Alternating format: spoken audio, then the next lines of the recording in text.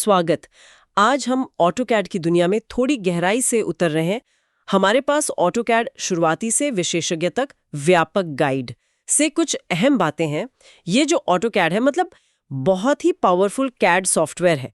Architecture, engineering, manufacturing हर जगह इसका इस्तेमाल होता है, बिल्कुल सटीक 2D और 3D डिजाइन बनाने के लिए। बिल्कुल। और आज हमारा लक्ष्य सिर्फ ये बताना नहीं कि इसमें क्या क्या है, बल्कि ये समझना है कि ऑटोकैड असल में काम कैसे करता है और जो मुश्किल डिज़ाइन होते हैं उनको कैसे आसान बनाता है। हम इसकी बुनियाद देखेंगे और ये भी कि कैसे ये मतलब नए सीखने वालों और जो पहले से जानते हैं दोनों के लिए काम का है। हाँ, तो चलिए इंटरफेस से शुरू करते हैं। खोलते ही सबसे पहले क्या दिखता है? रिबन, है ना, जहाँ सारे टूल्स होते हैं।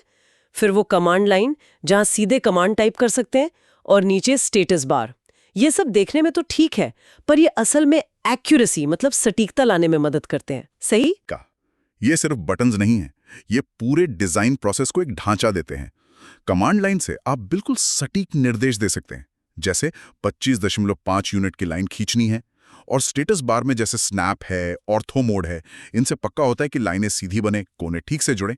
वो फ्री हैंड ड्राइंग जैसा नहीं है, यहाँ हर चीज बिल्कुल नपी तुली होती है। अच्छा, और फिर वो बेसिक ड्राइंग टूल्स तो हैं ही, लाइन, सर्कल, रेक्टेंगल वगैरह बनाने के लिए, और उनको बदलने के लिए मूव, कॉपी, ट्रिम जैसे मॉडिफिकेशन टूल्स भी। ये तो किसी भी डिजाइन सॉफ्टवेयर की ABCD जैसे लगते हैं। हाँ वो तो है। लेकिन ऑटोकैड में जो असली ताकत आती है वो आती है ऑर्गेनाइजेशन से, और यहीं पर लेयर्स का जो कॉन्सेप्ट है वो बहुत बहुत महत्वपूर्ण हो जाता है। सोचिए एक बड़ी बिल्डिंग का प्लान है, तो उसमें दीवारें, फर्नीचर, बिजली की वायरिंग, प्लम्बिंग, ये सब हैं। इन सबको आप अलग अलग लेयर्स में रख सकते हैं। अच्छा, उससे क्या फायदा होता है? बस ड्राइंग साफ सुथरी दिखती है या कुछ और भी? साफ सफाई तो है ही, पर उससे कहीं बढ़कर है। मान लीजिए आपको सिर्फ स्ट्रक्चरल प्लान प्रिंट करना है, तो आप फर्नीचर वाली लेयर या इलेक्ट्रिकल वाली लेयर बंद कर सकते हैं। या अगर किसी खास हिस्से पर ध्यान देना है तो बाकी लेयर्स को लॉक कर दिया या हल्का कर दिया। ये जटिल डिजाइन को संभालने का एक बहुत पावरफुल तरीका है। और अच्छी प्रैक्टिस यही है कि लेयर्स को नाम भी ऐसे दें जो समझ में आए, जैसे वॉल मतलब आर्किटेक्चरल दीवारें। टीम में काम करते वक्त ये बहुत मदद करता है। समझ गए। तो 2D में ऑर्गेनाइजेशन और सटीकता। अब 3D की बात करते हैं। गाइड में एक्सट्रूड और 3D ऑर्बिट जैसे कमांड्स का जिक्र है। तो क्या ये बस 2D ड्राइंग को 3D जैसा दिखाना है? दिखाने से ज्यादा है। असल में 2D ड्राइंग से 3D मॉडल बनाना, जैसे एक्सट्रूड कमांड से। मान लीजिए एक फ्लोर प्लान है, उससे आपने दीवारें खड़ी कर दी। इससे विजुअलाइज करना बहुत आसान हो जाता है। फिर आप 3D ऑर्बिट से मॉडल को घुमाकर हर एंगल से देख सकते हैं, समझ सकते हैं कि अलग अलग इससे कैसे जुड़ेंगे। इससे डिजाइन में जो गलतियां होती है ना, जैसे कहीं कोई पाइप दीवार से टकरा तो नहीं रहा, वो पकड़ में आ जाती है। क्लाइंट को समझाने में भी बहुत असरदार है ये। ये तो बढ़िया है। अब आते हैं एफिशिएंसी पर, मतलब काम जल्दी कैसे हो। सोर्स में ब्लॉक्स का जिक्र है, ये क्या चीज है और क्यों जरूरी है? ब्लॉक्स, हाँ, ये दोहराई जाने वाली चीजों के लिए हैं। सोचिए एक ऑफिस का लेआउट बना रहे हैं और आपको 100 एक जैसी कुर्सियां लगानी है, तो आप एक कुर्सी का ब्लॉक बना लेंगे, फिर उसे 100 बार इंसर्ट कर देंगे जहां जहां चाहिए। और सबसे अच्छी बात, अगर बाद में कुर्सी का डिजाइन बदलना पड़ा तो सिर्फ उस एक मास्टर ब्लॉक को एडिट करेंगे और वो सारी 100 कुर्सियां अपने आप अपडेट हो जाएंगी। इससे सिर्फ टाइम नहीं बचता, एक रूपता बनी रहती है और गलतियों की गुंजाइश भी कम होती है। और ये डायनामिक ब्लॉक्स, ये कैसे अलग हुए फिर? डायनामिक ब्लॉक्स तो और भी स्मार्ट होते हैं। उनमें आप पैरामीटर्स और एक्शन जोड़ सकते हैं।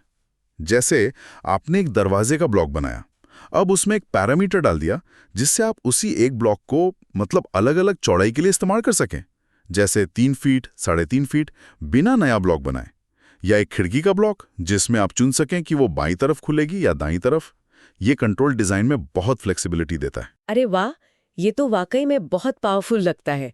लेकिन गाइड ऑटोमेशन और कस्टमाइजेशन की भी बात करती है। ऑटो लिस्प जैसे नाम है, क्या ये सिर्फ प्रोग्रामर्स के लिए है? जरूरी नहीं। देखिए, ऑटोलिस्ट जैसी स्क्रिप्टिंग लैंग्वेजेस आपको वो काम ऑटोमेट करने की सुविधा देती हैं जो बार बार करने पड़ते हैं या बहुत जटिल होते हैं। मान लीजिए आपको ड्राइंग में हर कोने पर एक खास तरह का लेबल लगाना है या कोई मुश्किल सा पैटर्न बनाना है, तो आप उसके लिए एक छोटा सा स्क्रिप्ट लिख सकते हैं जो ये काम एक कमांड में कर दें।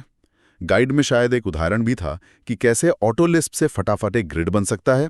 यही ऑटोकैड की बड़ी ताकत है कि आप सॉफ्टवेयर को अपनी ज़रूरत के हिसाब से ढाल सकते हैं।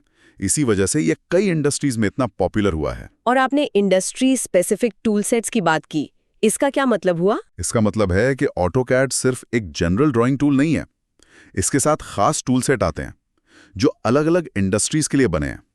जैसे आर्किटेक्चर टूल सेट, उसमें दीवारों, दरवाजों, खिड़कियों के लिए इंटेलिजेंट ऑब्जेक्ट्स होते हैं। मतलब वो सिर्फ लाइनें नहीं हैं, वो असल दुनिया की चीज़ों की तरह बिहेव करते हैं। मैकेनिकल टूल सेट में लाखों स्टैंडर्ड पार्ट्स की लाइब्रेरी होती है, नट, बोल्ट, गियर वगैरह। Electrical tool set circuit design में मदद करता है।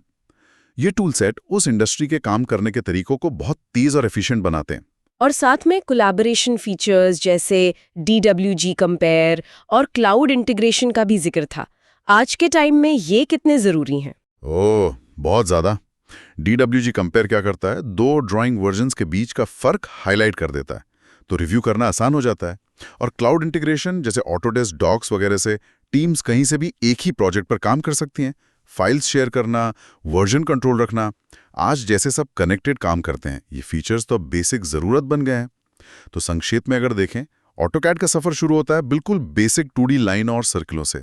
फिर लेयर्स के जरिए जटिलता को संभालना सीखते हैं, ब्लॉक से एफिशिएंसी लाते हैं, 3D में विजुअलाइज करते हैं, और फिर आगे बढ़कर ऑटोलिस्ट से कस्टमाइजेशन और इंडस्ट्री टूल सेट से स्पेशलाइजेशन तक जाते हैं।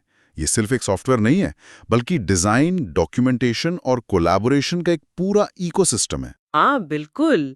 ये सब सुनने के बाद मेरे मन में एक विचार आ रहा है कि भले ही किसी का फील्ड डिज़ाइन या इंजीनियरिंग ना भी हो, लेकिन ऑटोकैड जिस तरह की एक स्ट्रक्चर्ड सोच, सटीकता और विजुअलाइजेशन को बढ़ावा देता है, क्या उसकी थोड़ी बहुत समझ हमारे रोज़मर्रा के प्रॉब्लम सॉल्विंग या किसी भी चीज़ को प्लान करने के तरीके को बेहतर बना सकती है? इस पर सोचने जैसा है।